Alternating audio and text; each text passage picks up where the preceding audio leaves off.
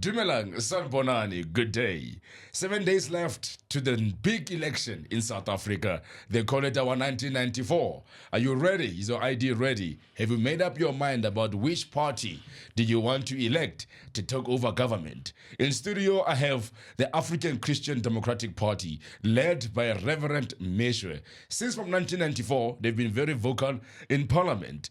And in studio, I have Siseko Mdlokolo. He is the branch chairperson in Midrand. He has a law background, specializing in mineral law, and also he's working for a company, international energy company. The man seems like he knows his story. Welcome to the show, Siseko. How are you, bud? Oh, thank you so much, Bafana. It's such a privilege and an honor for ACDP to be here today, and we're looking forward to a robust engagement. Thank you, my brother. Actually, I'm going to start with you. Tell us a bit about you. You have a law background. Did you grow up in Joburg? Where are you from? Oh, yeah, Siseko hails from Eastern Cape, a small little town called Eskom. My father and my family were all born there. Of course, we migrated and moved to Port Elizabeth, Udenek area, and that's where I grew up. He was a church minister, of course, and you know how it is. You are a PK. Oh, pastor's kid. Pastor's kid, and yes. Quite. We had to move around because of their work. Of my dad, so as a church minister, but thoroughly enjoyed. Moved up to Joburg 2008, coming to work for Eskom. Okay. At that stage, I was a practitioner at the time within compliance, and I then moved on to be what we call senior advisor in compliance at one of the grids there at Eskom. I was here at Megawatt Park. 2016, I then moved to work with this international company, energy company. We currently have our work spread out across Africa. In about 13 countries, we have our presence at the moment. So these are the people I'm working with. Parallel to that, I'm involved in politics. And yes. So you sound like someone who has a very good profile. And maybe today we'll know where it's load shedding. But before you go further, why ACDP? As a young person, you have EFF, you have DA. Why ACDP? Very good question, Bafana. I think it requires, a succinct type of an engagement. Why the ACDP? I think as South Africans, we've been bogged down to voting emotionally, to voting because of trends, and we've never been a voter society that focuses on value. Are my values represented in what this political party stands for? And we believe as ACDP, we are that type of a party, a party that is value-driven. Obviously centered on Christ, and obviously with the spirit of excellence. Our manifesto this year talks about SOS, which is we're focusing on service delivery, and we can break that down. We're focusing on order because communities are out of order. There's a lot of crime in Gauteng. We're also focusing on safety, the safety of our communities. So in a nutshell, this is what we do. So I think maybe because you are a Christian and you are a believer, I think that's what inspired you to go this route of ACDP, not necessarily for ideology, but based on your faith and your values. Yeah, of course. I mean, it's a no-brainer for a Christian to join a party like ACDP because I find myself, the values that I have aligning completely to that of ACDP. But even beyond that, I saw an opportunity as a professional now to come and contribute in this clean governance, clean governed party. Remember, Bafana, we have our president, Reverend Kenneth Mishwe, who does not have a taint against his name. For the last 30 years, MPs have come and gone. The man has stood the test of time. And it's not only him. If you look at our 4 MPs in parliament today, there is not a dot of a hint of any, accusation against their name. So obviously for me, that is attractive myself, and I see a space for a young professional like myself to come in and contribute with the ideas which one has picked up from corporate and make our country better. I'm going to come to this. Usually when you think of the Bible, we think of values. First of all is God. Yes. And there are certain issues in this country of moral. We need moral regeneration. Yes. And there's been a discussion around how can the faith community contribute towards the moral regeneration. Your thoughts? Yeah, my thoughts, I think, to align with what we say, even in our manifesto, we talk about this moral regeneration, we talk about it. And the thinking is that if you look, for example, on the types of bills on education that are being passed, the government of the day is systematically, excluding the parents in the lives of the children. Yes. And this is what leads to moral decay. Children that are, because the government sees themselves as a big parent of these children, whereas they themselves, in my view, need to be parented in many ways, because there's a lot of evidence that shows that there's rife corruption, there's ill discipline. We are saying families should be Christ-centered, and actually children should be left to the families to be guided by their parents and to make sure that we bring back moral regeneration. And obviously these are all principles that flow out of the scriptures. Things like discipline. Yes. And this is one of them that our president speaks about profoundly, to say bring back discipline in our society. Imagine, Bafana, if you have a discipline, you respect. If you have respect for your own assets, for the assets of the other person, you are not going to steal, obviously, because you are governed by respect yourself as a value principle. So these are some of the things that we are advocating for, and also the educating of children. Our parents should be involved. We can't just leave that to the state, because where children learn the most is back at home. So the question then becomes, I know you've been very vocal about the BELA Bill, and what are your key objections in the bill? Key objections in the bill is, one of them is gender ideology. Where our children are being, made to be gender fluid through this type of a bill. Sharing of toilets by boys, girls, teachers. I mean, you can imagine, Bafana, the rape statistics in this province. What type of society are we going to become when a 12-year-old walks in a toilet, 12-year-old girl with a 12-year-old boy, or a 12-year-old girl with a 22-year-old teacher? We've seen, our statistics are very clear in terms of rape, and we see the BELA Bill as actually creating such a condition which will lead to other societal problems, which is why we vehemently, as ACDP, are against that bill. And if it is even passed, we will go to court. That's how far we are willing to go to challenge some of the principles. Also taking away the rights of parents and giving them, to the state. Where have you ever seen a state having rights to raise children? Who's paying? And would you like a child, like a state, let's look at all the current leading party statesmen. Look at them and you tell me if you would want one of your children to look like any of them. And if you answer yes, we will have to talk about that. But for me, I don't want my children to look like any of the pensioners that the current leading party has deployed to government, because there's nothing to aspire.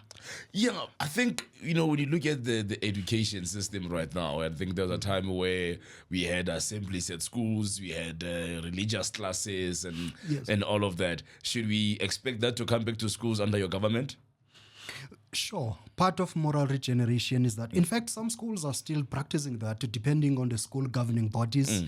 Schools are allowed, they assemble, they pray in the morning. I don't know if you've heard of the reports of some schools in Tembisa, where children are demon manifesting. And schools are thrown into chaos. I think about 5 teenagers last month, Bafana, lost their lives and they killed themselves. And now we know the statistics. 4 of those children were girl children and one boy. We know that women ordinarily do not succeed, or in most of the time, in committing suicide. Surely there's something that is driving these children to behave this way, to go to such an extent that they are willing to even give to take their lives away. They've lost hope. Back home, there's no hope. At school, there's nothing that inspires them. All these things conflate and build pressure. We are saying prayer, bringing back the pastors' associations to be part of the schools, to come and help the school. Yes. We can never be seen as an outsider in the schooling system as the Christian faith. We need to be part of the solution.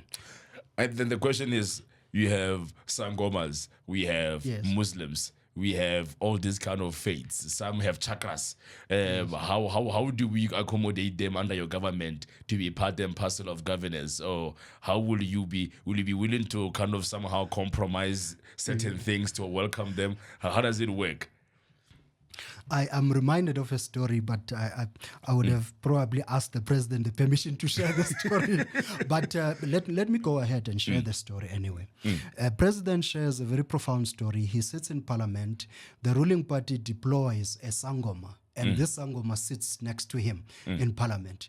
In no day's time, that person gave his life to Christ. So this is what we believe. We are not believing in separating ourselves from the community, but we are believing that we are the salt of the world. Those that are around us, surely, steadily, they are going to adjust to our values. I'm reminded of a story also of how you cook a frog. You increase the temperature bit by bit, and the frog will keep on adjusting until the water boils, and the frog will realize that I'm in boiling water. So such approach is going to help. And obviously, we are going to accommodate people in all their diversity. But having said that, we are not going to change from our position of being a Christ-centered party. This is our ethos. This is who we are. In the main, we bring Christian values into the political system.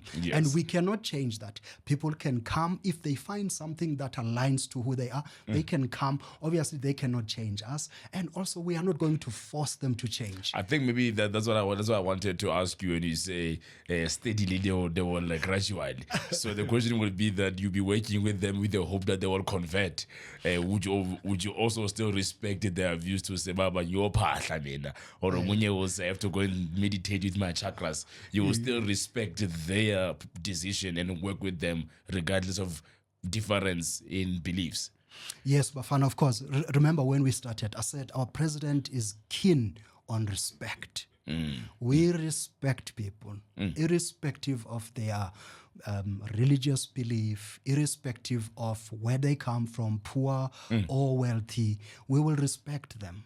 But what is not going to happen is us compromising our position. That we are not going to do. We cannot do because we have to remain faithful to our God as Christians. So we will definitely make sure that everybody has a role to play. They are accommodated in the society. I mean, a typical example, Bafana, in your family, surely there is an auntie that is born again or an uncle that is born again. But he's still your uncle, even if you are not born again yourself. And you find each other.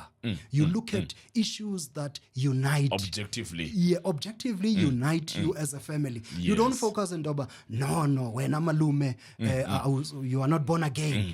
So I can't talk to you. No. No, but you find each other because you are family. And this is the view that ACDP is advocating for. We are saying South Africa belongs to God and all that lives in it. And therefore, it means we need to create an ecosystem that unites us instead of looking for things that divides us. This is what we are bringing. Siseko, I have to ask these questions because you are known as a religious organization. Yes. And people will be looking to vote for you based on the values, based on the fact that you are a clean government. You have led a very clean campaign for the past 30 years. You have not had any scandals coming from your party. But now the question for most people, who are who are called LGBTQ community, same-sex marriage, that may not necessarily be biblical, may not be aligned with your values? Are we going to scrap off same-sex marriage? Are we going to what about their future under your government? Will they survive under your government? Well, Bafana, that's a caveat. But I guess that is why we're here today. Yes. And as ACDP, we have solutions to this. Look, ACDP does not believe in discriminating against any person, including the LGBTQ. Extended family. And I say this because our president, his designer, the person who sometimes makes clothes for him, is a person who considers himself as part of the community, as part of that community. So that shows you that we are not just talking about being, accommodating, accommodating people in that way.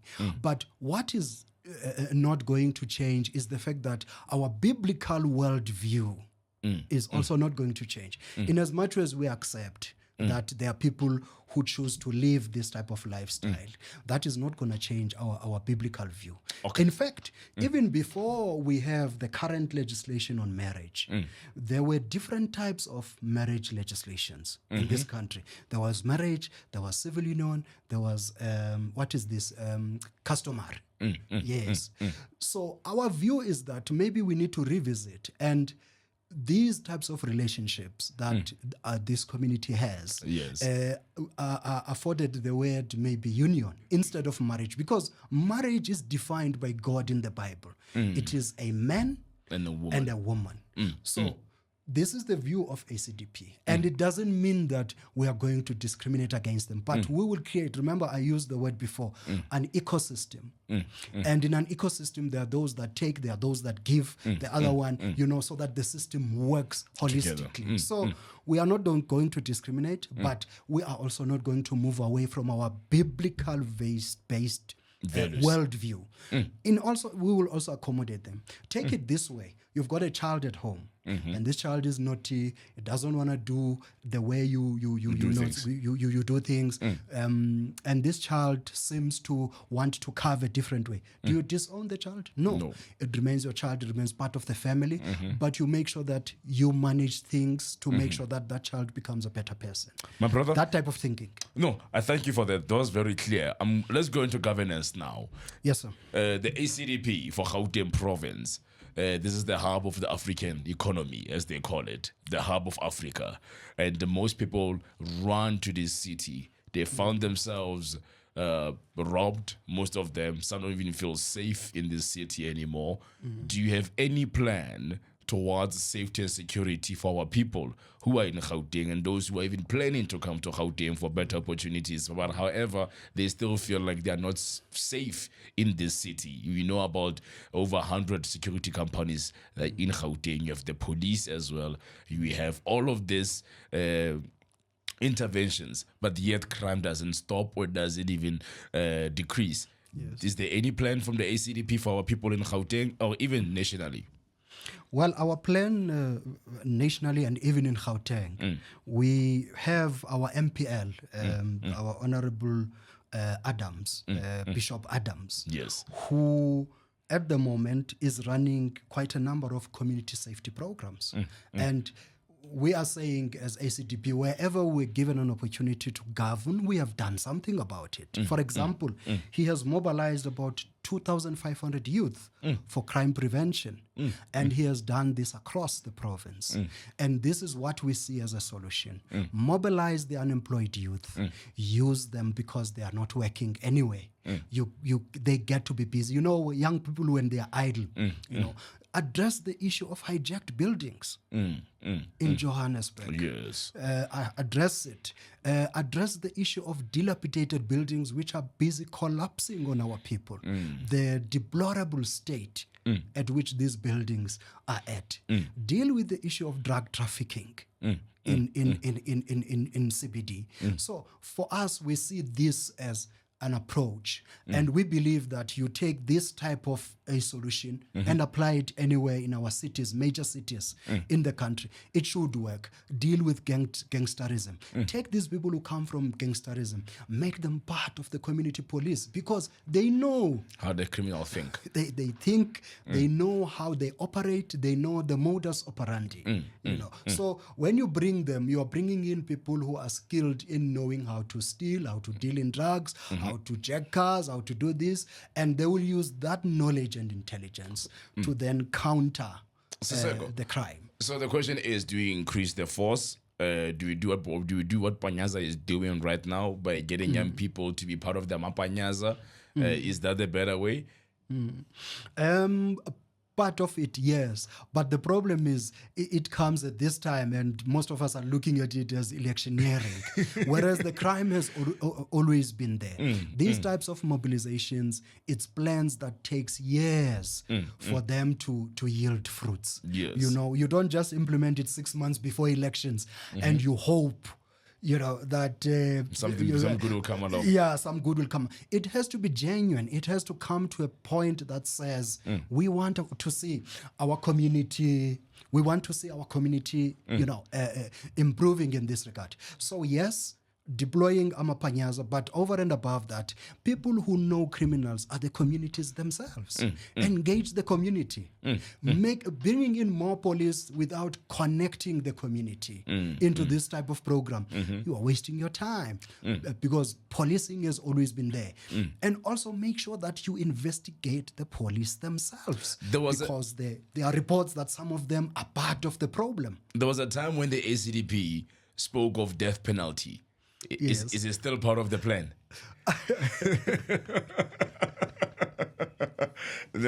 Ask you for a friend. Yeah, that's a real caveat. Look, the death penalty seems to work in many countries, by the way. There are pros and cons when it comes to death penalty. Right across the border, 350 kilometers, Botswana, death penalty works very fine. If you were to look at their crime statistics today, yes, I believe Mozambique also still has a death penalty. But I think there is a debate for a death penalty. And our constitution at the moment does not allow a death penalty. So it means, as ACDP, if we are to bring back death penalty, it will have to be based on, you know, majority rule in parliament. But speaking frankly, Bafana, if you look at some of the types of crimes that are being committed. I mean, a child cut into pieces for muti. I mean, mutilations. I mean, imagine such gross, inhumane crimes. Not even raping a 3-year-old. Or a 2-month-old. A 2-month-old baby. I mean, surely there's something seriously broken in our community. One could advocate for it, but at the moment, if you look at the legal standing where we are as a country, it is abolished. Obviously, we are speaking about, when it comes to other serious crimes, we are talking about things like denying bail to certain crimes. Yes, these types of crimes, violent crimes. You know, it's sad that people go to jail for crimes and then they come back and they come and swear back to the very victim of crime, because we have got such a porous a bail system, which is, you know, offender sensitive, but not, you know, victim sensitive. We need to realign our laws. Our laws have to also focus on the victim and not just building nice prisons, making sure that prisoners have all the rights, you know, and all of this. But we need to balance. Yes. Make sure that our society also knows that we stand with them. And this is what ACDP believes. My brother, I'm going to go to this part that most people are quite surprised about. We have electricity now, uncapped electricity, right? You have load shedding has went leave. And the question is, will load shedding return again after the election? Or did we finally get it right? And as ACDP, what plans do you have in place to ensure that the city of Gauteng, or the nation as a whole, does not necessarily find itself in the dark? Wow, that's a great question, Bafana. Look, I think electricity has gone electioneering.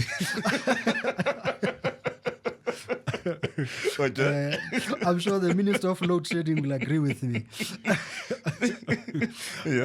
But truth be told, we still have a problem of load shedding in the country. However, we must also acknowledge the role that the renewables have played to bring our grid into some form of stability at the moment. But also, mind you, Bafana, we are running gas turbines in the Western Cape to supplement this type of power. And we are burning diesel like nobody's business.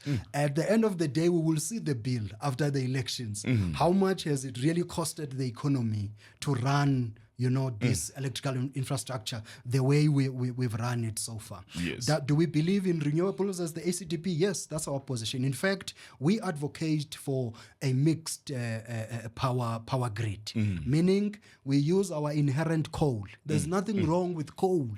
Absolutely. God gave us coal for a reason. We have to use it. But there are also cleaner technologies, in coal, gasifications, which means gas to electricity. Yes. These are types of technologies, hydrogen, that we can use to have a much more better mix towards clean energy. Yes. And this is what we advocate for. In fact, we believe that renewables are part of your energy mix solution. Yes. Let me share maybe just a brief story with you about what happened in Germany. Yes. Germany built a wind turbine station on top of coal reserves. This is, a paper which I happened to co-author with a friend. And came a time when their grid was under strain. Yes. They switched off the wind turbines. In fact, they could no longer operate them. They went there and they began to dig the coal. The same Europe that says to us today as South Africa, do away with coal. That is why the ACDP is saying we need a proper energy mix. An energy mix is the solution going forward. No, I think basically somebody also, I think you are the person to speak on this issue. You also have some background in Eskom in all of this. Yes. Is it poor management that we have gotten this far? Is it lack of planning? What would you say is the root cause of how we have load shedding 15 years later? There are a number of issues, Bafana, here. One of them is corruption. Principle. Corruption has brought Eskom to its knees, to where it is. Corruption under the guise of preferential procurement or under the guise of BEE. That's where most corrupt deals came across. And I mean, we've seen this in the State Capture Commission. Yes. All the evidence is there. Corruption is one of them. Secondly, is lack of maintenance. Yeah. Now, if you've got a car, Bafana, and you don't take for service, obviously the car is going to break down. I mean, it's a machine. Yes. And the servicing and the maintenance of our substations fell so far behind that it got to a point whereby we needed to maintain what we needed to use at the time. That is it talks to also bad management. Yes. The instability in leadership. One CEO after the other, one CEO after the other. That also brought about operational, instability, skills drainage. Engineers leaving Eskom in their droves. So this is why ACDP is saying, bring back those previous engineers who are sitting and doing nothing. Bring them back. Let them be part of the solution. We love our young and new upcoming engineers, but let them be part of a solution. They can't only be the solution to turn the Eskom situation around. No, thank you, Siseko. I'm going to jump into this one. We all come to Gauteng, or all of us in the world. Somebody needs a job, right? Yes. And right now, the youth of this country, 65% of them, or even more, they are unemployed. Do you have a job plan somewhere in the docket? Are you coming to save South Africa with 6 million jobs or 20 million jobs? What's your number? Hey, we've grown accustomed to numbers without plans. It's a travesty. It's a travesty that people would throw around numbers like that, and they would use the plight of our people to election year. It's really sad to see. Currently, we are standing at what, 32.9 unemployment, with an increase of 0.8% in quarter one of 2024. Sure. Youth unemployment rate in this country is sitting at 45.5%, you know, and it's a sad state of affairs. There are many things that contribute to this.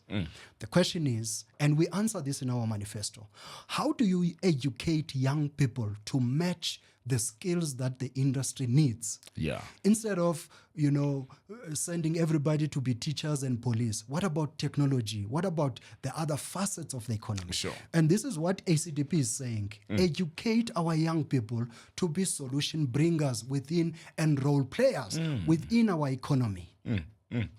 And this is what we are saying. One of the things that you would know, Bafana, is that Gauteng has got a lot of mines. Yeah. And in our manifesto, we talk about beneficiation.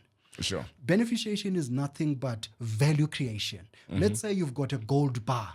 Yes. What you then do, you process it to produce earrings, watches, bangles, you know, necklaces. And in that way, you get to derive more value out of this product. Yes. Instead of you selling a gold bullion to Russia, and you're not really going to get anything out of it. It's just a bullion. It's in a raw state. Yes. And therefore, you have not value added. Therefore, you are not going to get value out of your transaction. And therefore, you will lack the ability to create employment. This is what ACDP is saying. Make sure that we beneficiate our minerals. In Gauteng, that will create a lot of jobs. A lot of jobs. Imagine all the factories that will open. Yeah. And imagine all the downstream, upstream beneficiation of these similar products, you know, because even some of them, even the byproducts that you get, you can use them for something. For example, just to digress a bit, in Joburg, we've got a problem of waste. Yeah. Are you aware that there are countries in Africa that take waste and make a power station out of waste? Yes, waste to power. Why can't we provide these types of solutions as the current leading government? You Yes, know, yes, and yes. this is what ACDP is going to do. You know, such cutting edge innovations, and many people have always, you know, spoken to us or saw us as this church full of pastors. Look, we've got very credible leadership. Yeah. Very, you know, people who are extremely educated. You look at our top 10 in the national list. Yes. Multiple PhD holders, people who are willing to contribute to move this country forward, who have got corporate experience. So I'm gonna, because I think maybe the question would be then, how do we then create jobs, actual jobs that will result? I think most people talk about then the mining, getting the land. Sometimes all these things, they take quite a long plan. It's like, you know, it's like you're throwing me there. And for someone watching at home, how do we create jobs? Do you have a job plan in place? of course, for example, one of the things we speak about besides mining, of course, and we think that's a great one, mining. But besides that, we also speak about supporting SMMEs. For example, location or gas economy. Yes. We speak about this. For example, if you look today in our locations, most of the people who are owning spazas are coming outside of the country. And there's nothing necessarily wrong with that, but when the advantage is lopsided towards foreigners comparative to our own people, then we have a problem. Because that on its own is an unregulated industry. Yes. Are these people paying taxes? Are the businesses in good standing? Because that on its own would have made sure that our fiscus is strong. So these are the things that ACDP is going to focus on. Help our own people to start their own small businesses. We speak about this. The Skills development. The question then becomes the ones that are existing now, which they've done a monopoly, if one had to call it. Every corner you go, it's a Pakistani or it's a Somalian or Ethiopian, and they think they are working together in a group format of some sort. And to a Bafana to compete with such people, maybe I'm just playing around. I won't make business, right? So how do we deal with it? Do we shut them down? How do we do it to open space for our people to compete? I think one of the things that needs to happen, because first of all, regulation is not there. That industry is seen as informal at the moment. There is no evidence that these people are paying tax, Yes. that these people are following food safety standards, that these people's supply chains are actually, following due process. Sure. And these products that are being brought into the country, do they meet any SABS standard? I mean, you and me would know, Bafana, that in this country, any product that you produce must be SABS approved. Yes. Even if it's a pen. The question is, are these products approved? Are these products full? So that is where you start to clean the current mess that we have. Once you then have all those that are complying in there, then you begin now to bring in our people through skills development. Make sure that they've got the requisite skills to run those small businesses. You make sure that you provide funding for the people to make sure that they can compete fairly in that market. Yes. So this is how we see it as ACDP, as part of our job creation and poverty alleviation strategy. So I think with the question then it leads up to this one that is very critical for most voters in South Africa and even in Gauteng here, the illegal immigration that we have in this country. Where are we deporting them once you get into power, or are we naturalizing them? What's your view? We cannot naturalize illegality. Illegality has to be met with the full force of the law. If you do something illegal, Bafana, you must be subject to the laws of that country. Yes. And the sad part is that some people cannot do these things in these countries. Yes. They will make sure that you're on the next flight back home. So ACDP's position is very clear. If you are here in this country illegally, we are going to subject you to the rule of law. We will subject you to the full rule of law, and if the law dictates that you be taken and be taken back to your country, that is what ACDP is going to do. And if you are here as an immigrant, legally so, your rights will be protected because our laws do protect legal immigrants. So you are not going to be victimized because you are an immigrant. No, but you will be living with us in our society. But if you are illegal, then we will have to process you through the legal regime that we have in the country. I think when what you just said there, because there are leaders today who say, Africa is one, these borders came from somewhere, we should just be one people. Why do you reject that? We reject that purely because we are a Christian-based organization, faith-based, and simply because we are a people of order. And sovereignty. Yes, that's disorder. Where have you ever seen a country that says open all the borders and because without any solution for that matter, just open the borders. I think you will agree with me that type of a policy position is irresponsible. Yeah, it's very irresponsible. So as ACDP, we are saying, let there be order. People must be subjected to the law of the country, and the law of the country defines the borders. And if those leaders have got the problem with the borders of the country, then they must go to international court and challenge that. But the reality is that we are different countries with different borders, and we are defined as South Africa. That is who we are, and we've got laws, and people must abide to those laws. One thing that is very clear, and you touched on it earlier on, of hijacked buildings in Gauteng, and also the squatter camps that people find themselves in Gauteng. There is an issue, there is a need for housing, and there is a need for land. Your plan? Well, when it comes to land, we are very clear. Expropriate land, but it should be done with compensation. This thing of electioneering and saying expropriate land without compensation, it breeds chaos. We are a people of order. If you are expropriating land, let it be done within the legal means, and also make sure that restitution is done. People are paid for that piece of land that is being taken. And there's also the audits of the government's own land revealed that there's a lot of land that is in the hands of the state. Before you run after other people's property, start there. But I think that the counter argument would be, they did not pay for the land. They took it through colonization. The kings today who lost their land, they can't buy it back. They don't have the money to even buy the land back. So are they going to die landless? No, that's not what the ACDP is saying. The ACDP is saying restore land with dignity, restore land to the people with order. Don't take. You will agree, Bafana, when you are solving a problem, Yes. you cannot solve it with the same thinking that the problem was created with. Okay. For example, this is why ACDP advocates today for policies that are not racially aligned. Because we are where we are because of race-based policies.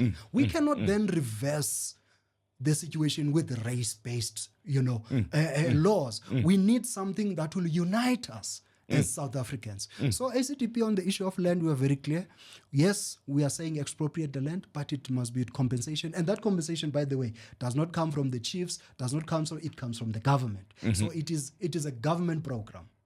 Yeah. So you're looking at the state being the custodian of that land, or the actual kings. When obviously most of the homelands now is under the custodianship of the homeland chiefs, the kings. Also, we are saying that type of land, this is what we say in our manifesto, our people should be given title deeds for those types of land so that they can own the land. The land that is sitting in some trusts, king trusts, and all of this land must be given to the people to alleviate the issue of lack of land.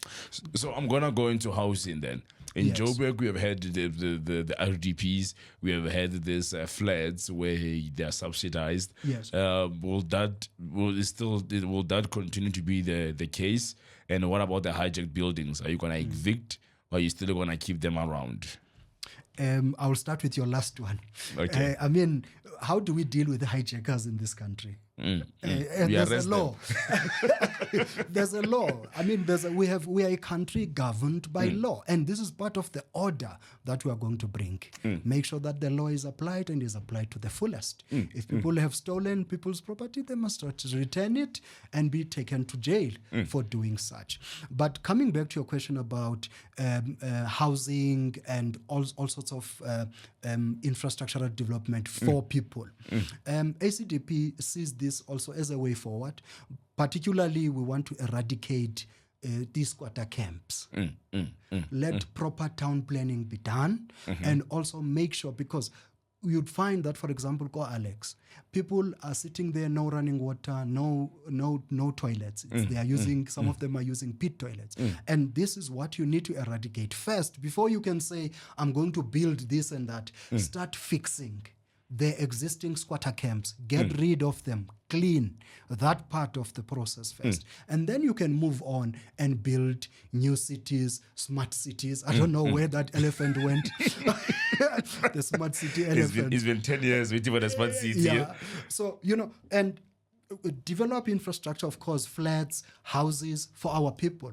But ACDP sees the solution first by starting with the squatter camps and making sure that they are eradicated, and we provide services to those people. Clean running water, refuse collection. Have you seen the pile of waste that you see in it's sad, and young children running and jumping on top of sewer. It's a sad state of affairs, the level of lack of service delivery that we have in this country. I'm gonna just jump into this, my brother, and I think it's just the issue that most of us are battling with. Public health care. People can't go to a clinic and come back within 3 hours. When they go to hospitals and clinics, it's actually a day out. They leave in the morning with breakfast, lunch, and if it needs be a bit of supper, because the doctor is not there, the nurses are not available. There's always issues. The queue is long. How do we fix our public health care, especially in Gauteng, that is it's flooded? Even in the villages, people only see a doctor once a week or even once a month. How do we ensure our people have access to a better healthcare, quality healthcare under your government? That's a great question, Bafana. You know, the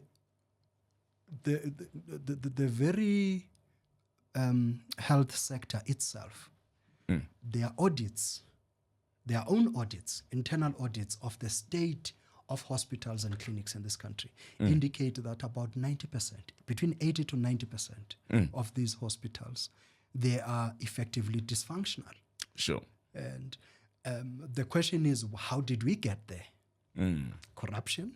You remember the Tembisa issue, where we had people buying jeans, whereas they were supposed to be buying medical supplies. Corruption is the issue. And also lack of maintaining that which is already there. I don't believe the current government is a good steward of that which we already have. So maintaining these types of infrastructures, making sure that they run as designed, employing young doctors. I understand there was another upheaval of doctors, that are unemployed. That are unemployed in this country. And yet you've got doctors that are working 24, 36 hours a day. And you ask yourself, why? Isn't that the issue of budget, maybe? Maybe there's no money to pay their salaries? But where did the budget go? It went into corruption. When the allocations were done, they were done to run the system effectively. Yeah. A couple of billions. In fact, if you were to check Bafana, health and education in Gauteng were allocated a lion's share of the budget. And yet these seem to be the most dysfunctional. You ask yourself why. The money was never used for what is intended. For. And these are some of the problem. And also, just to touch on one point on this, I know everybody's excited about the NHI. I was getting there. What is the stance of the party on the national health insurance, the NHI? Another electioneering? Well, I call it dead on arrival. It's too late. Too late. That one is dead on arrival. Look, a simple logic, Bafana. In South Africa, we run a tax base of roughly between 3 to 7 million. For sure. And we're about 60 something million as a country. And these are the people that are going to have to fund this great initiative through their taxes. That represents about what? Less than 10% of the population. Similar type of systems have been run by other countries. The UK, for example, which have got a broader tax base. Sure. And yet the system is not functioning the way it is designed. There are people, I'm hearing of reports today of people who move from London to come to South Africa for certain operations because that system is not working there. Yeah. What makes us think with such a small tax base that we'll be able to afford? Can we afford it? I don't think that question was asked. Can we afford it? Can the economy afford this? And in reality, the system will probably be implemented in the next 4 years. In reality, or 10 years. Or 10 years. You're still working on it. So of course, it's electioneering. Introduce it before elections, but in reality, it's only going to be done in the future. But it's good news now, and this is what the government of the day is doing. And it's sad that our people are oblivious to some of these things. It's sad because I'll ask myself, why now? Why only on the? Because it's only when there is election time that you see actual things happening. Robots are working. Nancy Span, and people are getting jobs. EPW people are running all over. People are getting 350s. Roads are clean. It's a party, man.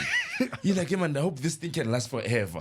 And it's short-lived. It will last until the 28th of May. The 29th. Not 29th, 28th. My brother, I'm going to leave you because I know our country has a position on the Holy Land, on Israel. Yes. And there's been some lot of outroar from Christians who are saying, we support Israel, we stand with Israel. And we have the ruling party having its own position. Yes. What is your view as the ACDP on the issue of Israel and Palestine? Our views on Israel, Bafana, are very clear. Unequivocally, we as the ACDP stand for full restoration of diplomatic relations with Israel. Yes. And we advocate for the moving of the South African embassy to Jerusalem. This is what we are saying.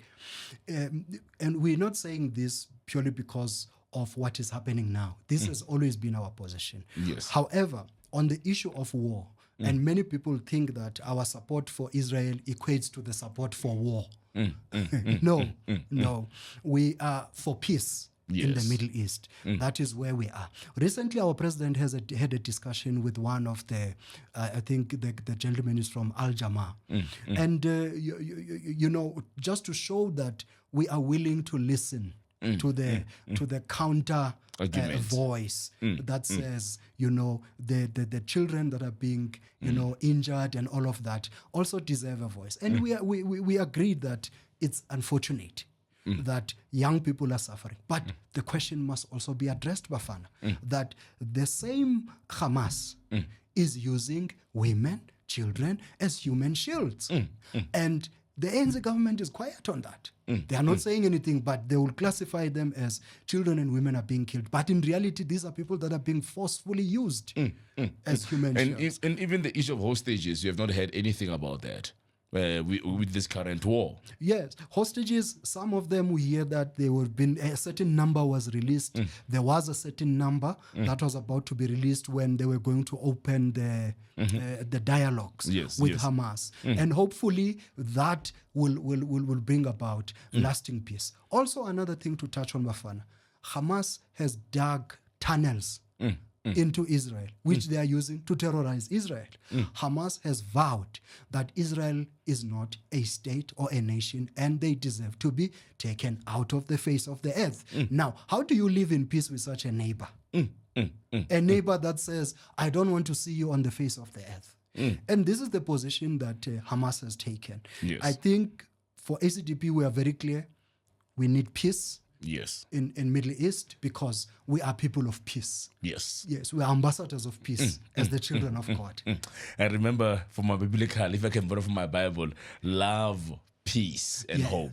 Yes. If you have those, you have God. Yes. My brother, I just want to say thank you for coming through, but I'm going to give you 2 minutes, just 2 minutes. Don't be a politician. The camera is right there.